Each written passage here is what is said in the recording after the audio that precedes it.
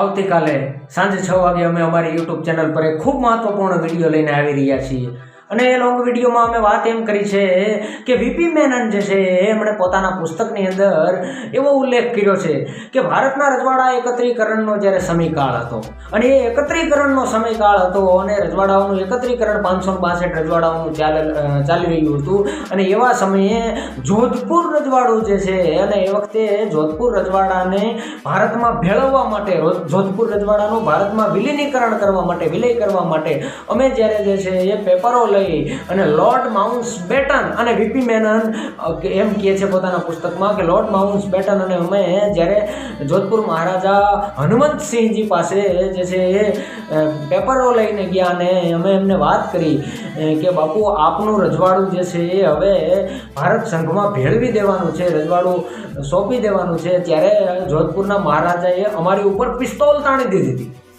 આવી વાત એમણે પોતાના પુસ્તકમાં કરી. તો એ પિસ્તોલ શા માટે તાણેલી જોધપુરના મહારાજાએ? શું એને પાકિસ્તાનમાં ભળવું હતું કે પછી એનું કાંઈ બીજું કાંઈ કારણ હતું કે પછી એમને એમની પ્રજા માટે સ્પેશિયલ કન્સેશન માંગ્યા હતા એના માટે તાણી હતી?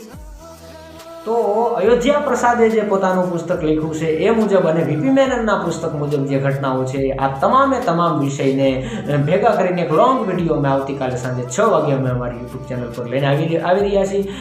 વિડીયો ખૂબ રસપ્રદ થવાનો છે, જોવાનું ચૂકતા નહીં. આવતીકાલે સાંજે 6 વાગે અમે અમારી યુટ્યુબ ચેનલ પર એ વિડીયો અપલોડ થઈ જશે. એ ચેનલ પર આપ નવા હોય તો એને સબસ્ક્રાઈબ કરીને રાખજો. એની લિંક અમે આજે આ ઇન્સ્ટાગ્રામ પેજની સ્ટોરી પર લગાવી રહ્યા છીએ. આ રીલ્સના ડિસ્ક્રિપ્શનમાં પણ જે છે એ લિંક આપને મળી જશે. ધન્યવાદ. રામ રામ.